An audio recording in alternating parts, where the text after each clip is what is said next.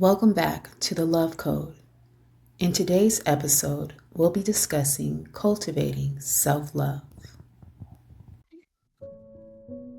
Imagine waking up every morning with the belief that you are enough.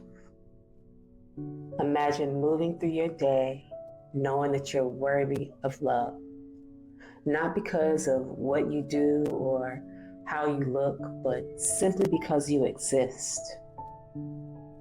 That's the power of self-love.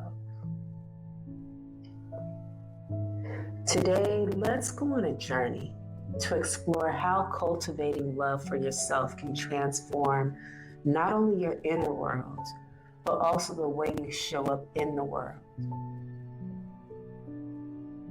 It's not just a feel-good concept. It's a practice that can reshape your entire life. Self-love is something we've all heard about. But let me ask you this. How many of us practice it in our daily lives? In a world that constantly tells us that we need to do more, to be more, to have more, it's easy to forget that love starts right here, within ourselves. Before we begin, I would like you to take a moment, close your eyes if you're comfortable, and take a deep breath in. I would like for us to just get in tune with our hearts. And as you exhale, feel yourself fully arrive in this moment, knowing that you are exactly where you need to be. Today is about reconnecting with your most authentic self.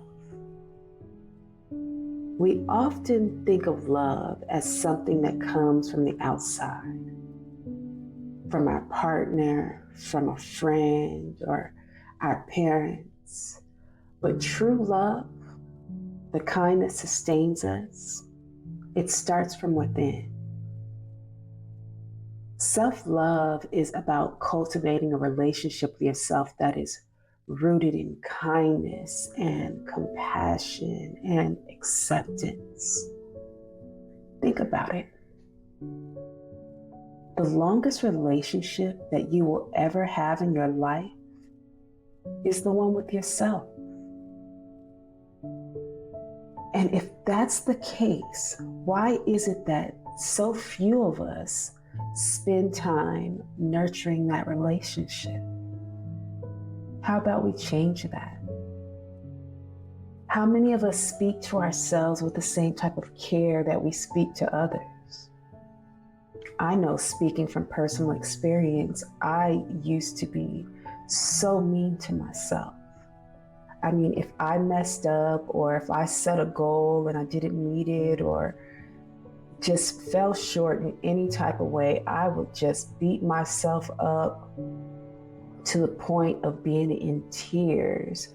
I have even went to the lengths of physically abusing myself by slapping myself, like trying to my best to slap sense into myself. I mean, I've treated myself so bad because I didn't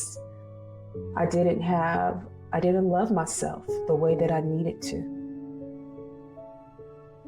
And so because of that, because of me going through this beautiful transformation that I've went through, learning to truly love myself and accept myself, flaws and all, I'm able to be here with you. So let's break down some common myths. One that I used to hear all the time, that I'm selfish. Self-love is not selfish.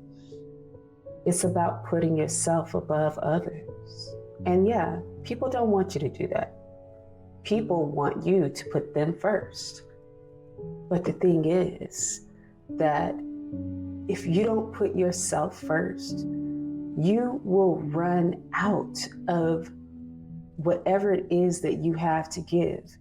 And then you'll have to go back and lock yourself up, distance yourself from people in order to replenish yourself.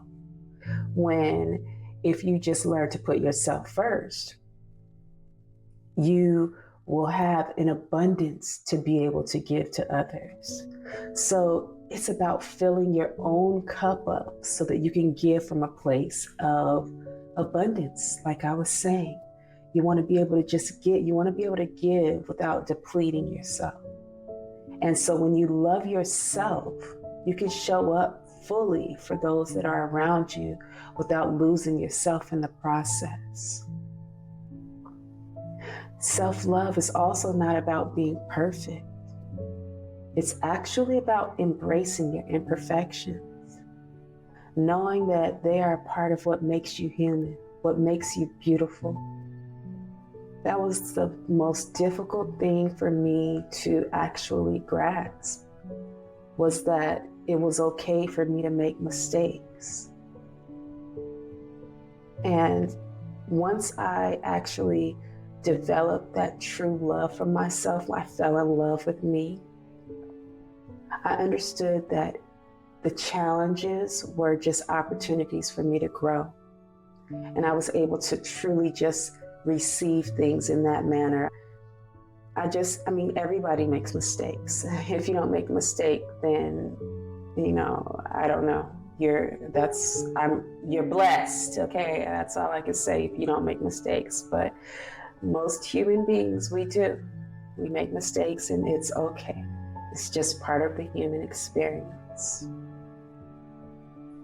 Self-love is actually the foundation.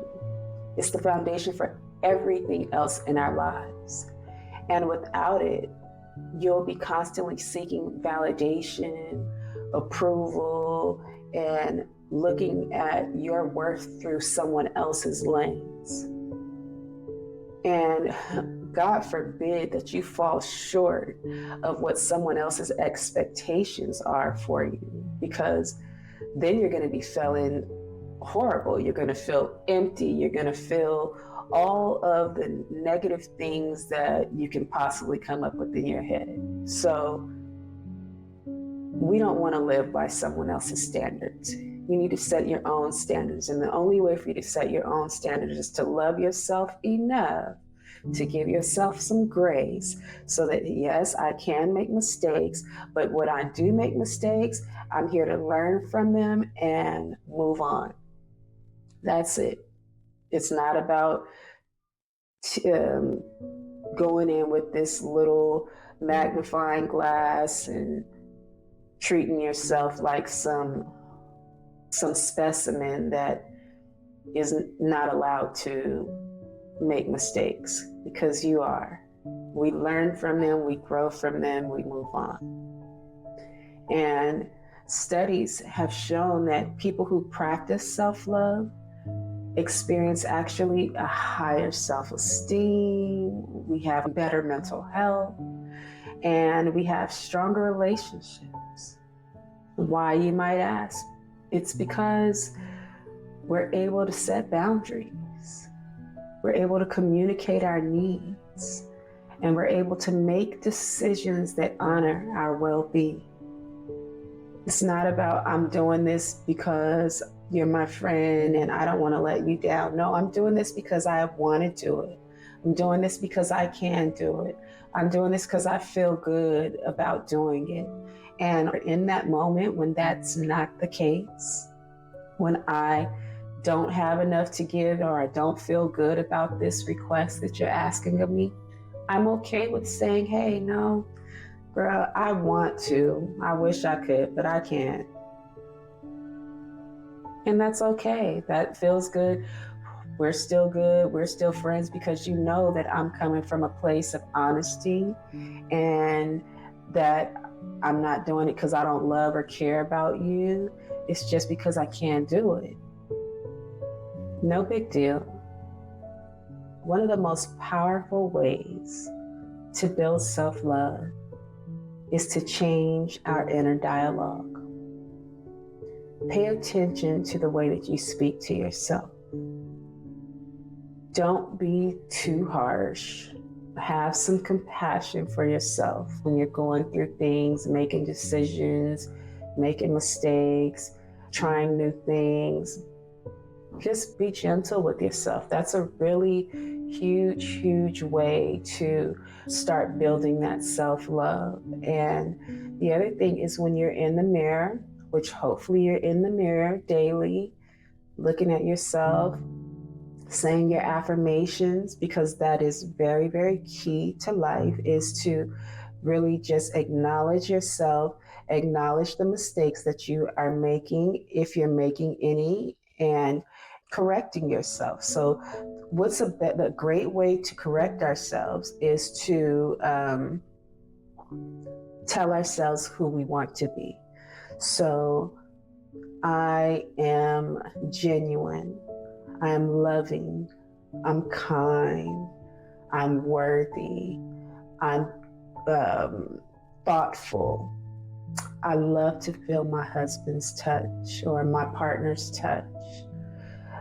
We go through so many different things in life, and sometimes we don't even know that we are responding in a way that is not serving us.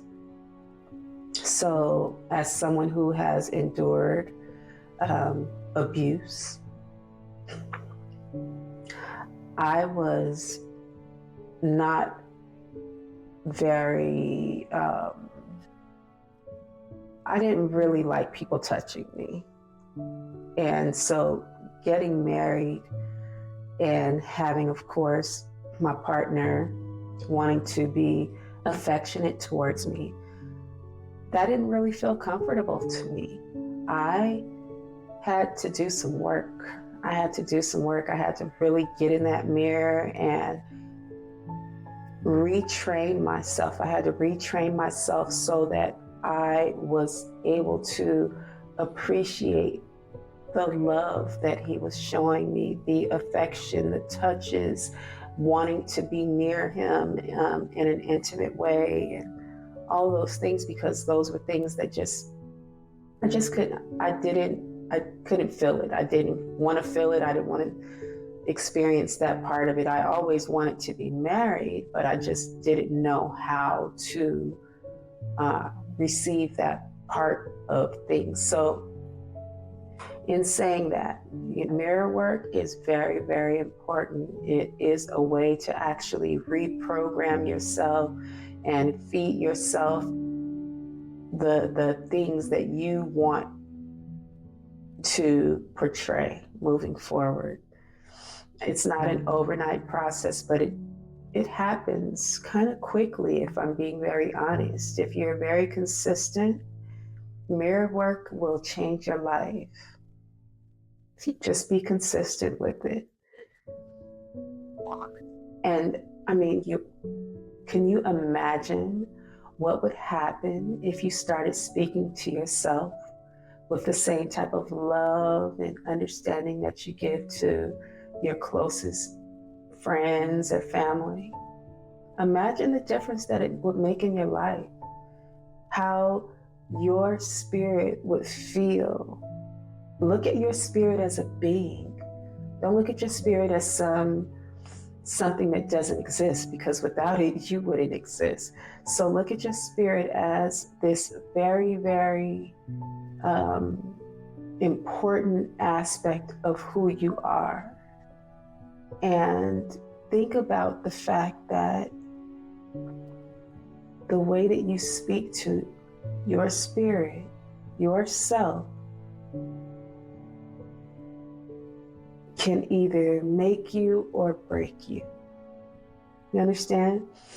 If you are kind and nice and nurturing, then your spirit is going to be happy, and it's going to want to serve you in the highest capacity and all these things. And if you are negative and mean, then it retreats and shrivels up and doesn't want to really show up for you. It wants to kind of be in the background, and it will lash out and, do all these things that you don't want. So show up for yourself in the most kind and compassionate way so that you will receive the best of you. You will receive the best of you. Now let's talk about emotional intelligence.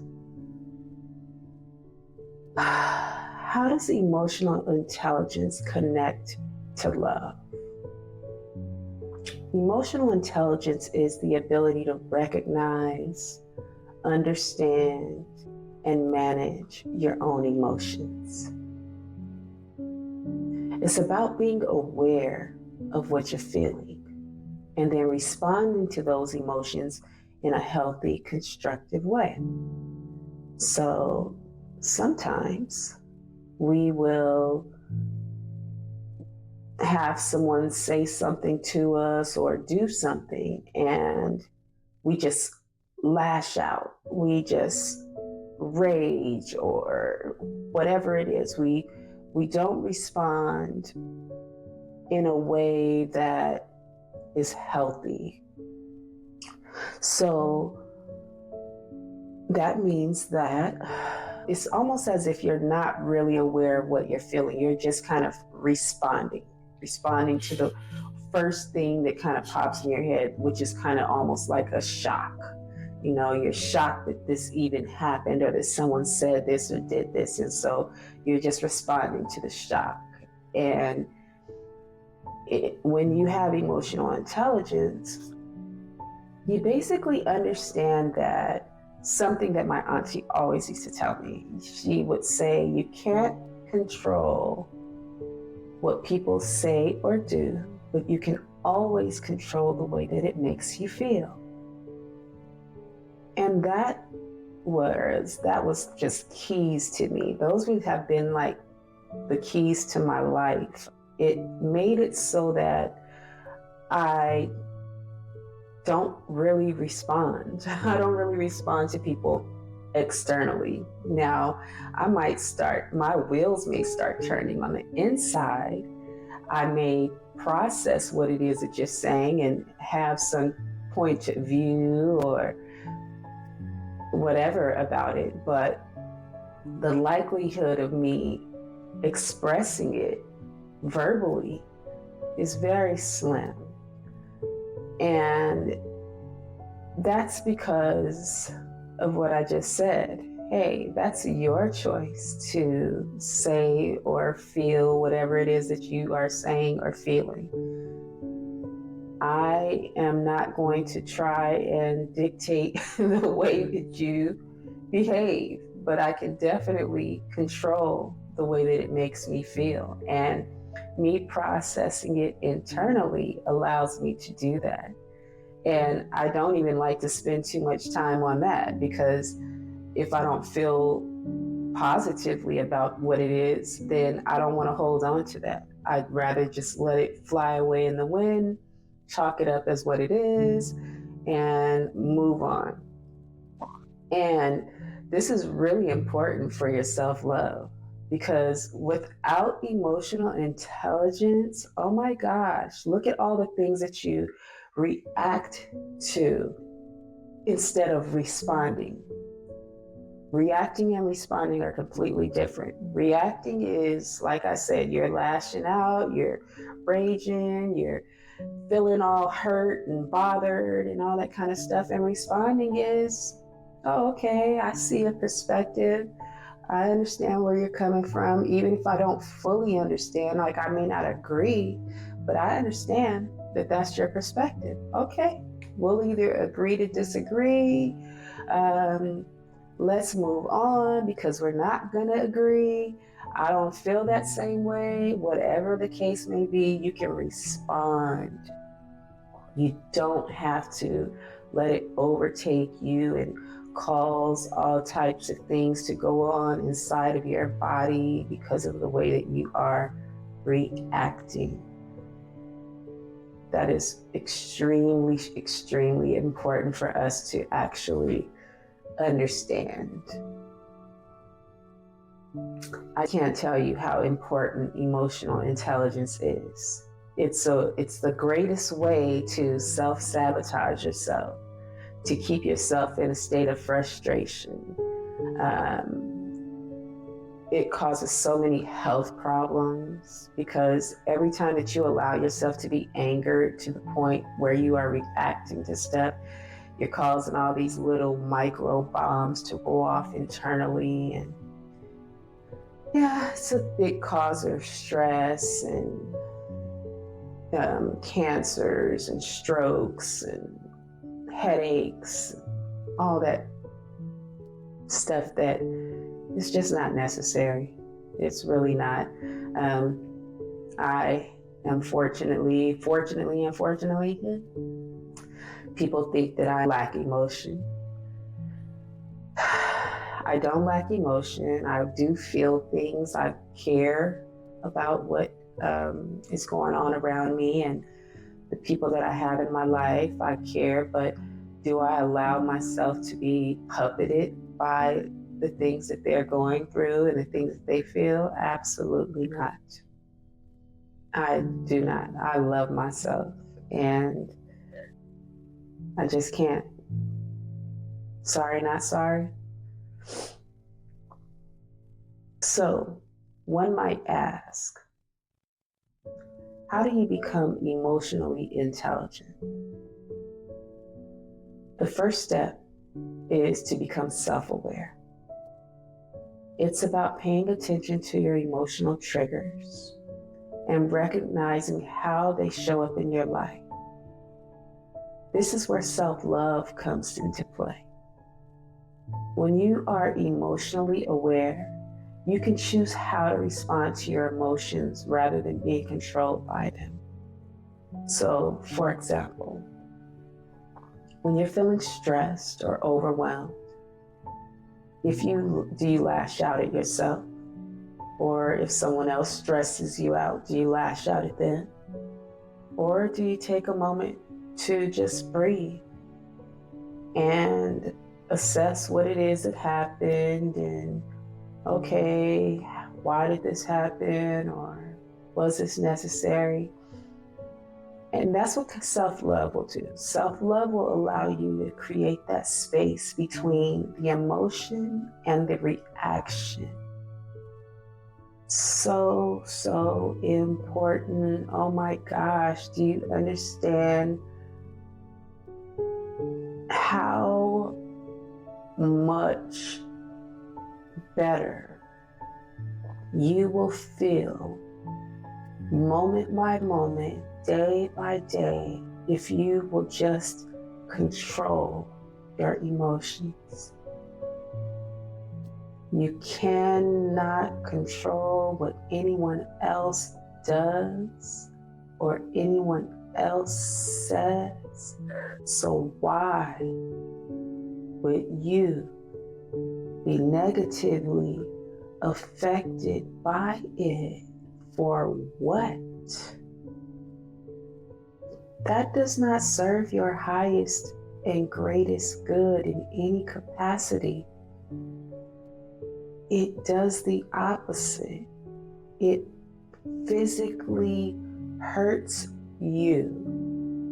Things that you cannot see taking place inside of your body are actually happening. There is a bomb being set off inside of you when you decide that you are going to be reactive to what someone else does or says. So do yourself a favor and begin training yourself to respond instead of react. Okay? A response is just a conversation if need be, a walk away if need be, not a punching the wall, not a hollering, not a hitting, none of that. Those are all reactions. A response is a very calm interaction that takes place within yourself and that other being. Because you're not running them. And if you think that you are, you're in for a rude awakening when you receive all those beautiful disappointments that you're going to get. Because they didn't do things the exact way that you wanted them to be done. The other thing is going to be the self-regulation. Like I was just saying, it's the ability to manage your emotions in a way that aligns with your values. So instead of reacting impulsively and letting negative emotions just spiral out of control, self-regulating allows you to respond with love. Respond with love. Respond with love. The same way that you have to learn to respond to yourself, to not be hard on yourself. You don't have to be hard on others. That doesn't really get you anywhere. Sometimes people will become fearful of you if that's what you want. It's still not going to get you anywhere, because if someone is fearing you, then the likelihood of them being honest with you is going to be slim, because that person is basically working to please you instead of just doing what's right. You know, they'll tell you what you need to hear as opposed to telling you the truth. Which means that in turn, depending on the relationship, there will be no loyalty, there will be no real honor. So for all parties involved, most importantly yourself, learn to regulate your emotions, manage your emotions in a way that's healthy and that align with good values. And that doesn't mean that you have to ignore or suppress your emotions. You don't have to do that. It just means that you acknowledge them and you choose a response that's rooted in self-compassion. It's about asking yourself, okay, how can I show some love in this moment? You know, just show a little love, a little compassion. That's all. It's to benefit yourself and those that are around you. So the other way is through empathy. Don't forget that we are building emotional intelligence. Building emotional intelligence requires empathy. When we think of empathy, we often think of extending it to others. But empathy starts within. It's about offering ourselves understanding and compassion the same way that we would give to those that are around us, like we were saying earlier. Everything starts from the top, and this is the top. The top starts with me. If I'm the being, I am the one. I am the one. You are the one. Everything starts with you. You have to have the empathy for yourself first before you begin thinking about extending it to others. Because that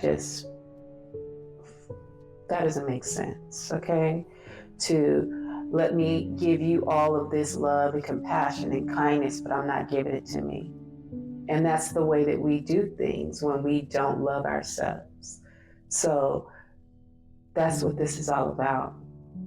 We are creating new habits, a new way of thinking, and that is centered around loving ourselves totally and completely. When we love ourselves and we have empathy for ourselves, we stop judging ourselves, We don't look at our emotions as being good or bad. Instead, we're just allowed to feel them. I can feel however I want to feel. And then I also have to come back and understand, okay, why do I feel like I feel? And once I've done that assessment, then I'm actually free to kind of move on. I can move on and not even worry about that anymore because I've done an analysis basically. Okay, this person said that I don't know what I'm doing. I actually didn't appreciate that comment. It triggered me a little bit, but let me see, why would they say that? What did I do to make them think that this way about me? And if you can't come up with anything that supports what it is that that individual says, but then you can come up with all types of ways or reasons why you can say, you know, I actually am very proficient in this area. I can completely get this task done with ease. Or even if I do have some challenges, I know how to troubleshoot and get my way through it. Let what they're saying go by as them being a quote unquote hater and move on with my life because nothing else is going to serve. Analyze it, move on. And if it was that, okay, I can see why they're saying that because I did kind of mess up on this and I was being a little careless on this end, so I can see why that would lead this individual to feel like I may not be the best person for this job. Okay, I understand. Understand and move on. Nothing to hold on to. Facts are facts. It just is what it is. So there are some practical ways for us to move into really developing emotional intelligence. And one thing, like I was just saying, is to really analyze situations and then move on. Because every day we're going to be presented with opportunities to either react or respond. And self-love empowers us to choose the latter. We want to respond, right? So when faced with a challenge, we'll ask ourselves, okay, how am I feeling right now? I feel like, or okay, and if you feel like that, then let me calm myself down. Or what do I need in this moment? You know what? I kind of need to go take a breather. I need to take a break. I need to meditate. I need to go and eat something. I need a hug. Okay, how can I respond with love? You know what? I understand where you're coming from. It's all good. That's responding with love. Or, hey, you know what? I don't appreciate how you did that. That really made me feel uncomfortable. It rubbed me the wrong way. We need to work towards a better way for you to do this so that it doesn't affect me this way. Conversation, calm, gentle. This simple practice can change the way that we move through life. It allows us to be present with our emotions while nurturing ourselves along the way. So let's think about some daily practices. Some daily practices that we can incorporate into our lives. So now that we've explored the concepts of self-love and emotional intelligence, let's talk about how we can bring this into fruition. The truth is that transformation does not happen overnight. It's the result of small, consistent actions that honor our relationship with ourselves. So, let's start with this simple practice. So get your notebook and jot these things down so that you can practice them. One of the most important things that we can do is a daily check-in. So when you're in the mirror, you're getting up to groom yourself, you're brushing your teeth, you're washing your face, this is the perfect time for you to do your daily check-in. You're going to say, how am I feeling? Okay, what do I need? This is us ensuring that we are paying attention to ourselves and in turn giving ourselves what it is that we need. And these are things that we can do during the day, all during the day. So you'll go to the restroom on a number of occasions during the day. Every time that you go into that restroom and you get into the mirror to wash your hands after you use the bathroom, okay? That is a key part of the bathroom ritual, washing your hands. So every time, even if there's not a mirror there, because maybe the bathroom doesn't have a mirror, fine, whatever. But when you're in the practice of washing your hands, you want to constantly be asking yourself, how am I doing and what do I need? Get into the practice of asking yourself this and becoming self-aware of your own emotions and what you're going through on a daily basis. Another tool is going to be using your affirmations. So every morning, you're going to stand in front of the mirror and you're going to speak words of love and kindness to yourself. You choose those words, the ones that resonate with you, depending on where you are in your journey. It can be, I am enough. I am worthy of love. I am full of kindness. I am at peace. I am fulfilled. These are declarations. These are declarations of your worth. Things that you are either telling yourself in order for you to change your current state of mind, or they just are who you are. I am fabulous. I am worthy. I am loving and kind.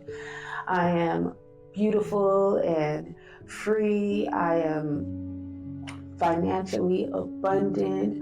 I am a giver of love. I am understanding and compassionate. I am what I am, right? And you are what you are. You create your story, and then you let that shine. Let that shine for others to be able to see. One of the most powerful ways that I found to practice self-love is through setting boundaries. Boundaries are not about denying others access to you or pushing people away. They're actually about protecting our energy. You must protect your energy, your time, and your well-being. So when you set boundaries, you are telling yourself and the world, I'm worthy of respect. And if you don't respect yourself, you don't respect your time, you don't respect your energy, you will soon begin to feel like people are taking advantage of you, that people don't really care about you, and a host of other things. But that is not the case. People are only treating you the way that you treat yourself. Know that. So, I really, really hope that you have gained some understanding about this beautiful self-love journey that we're on. This is only the beginning. But what I'd love for you to understand is that self-love is the foundation for everything in life.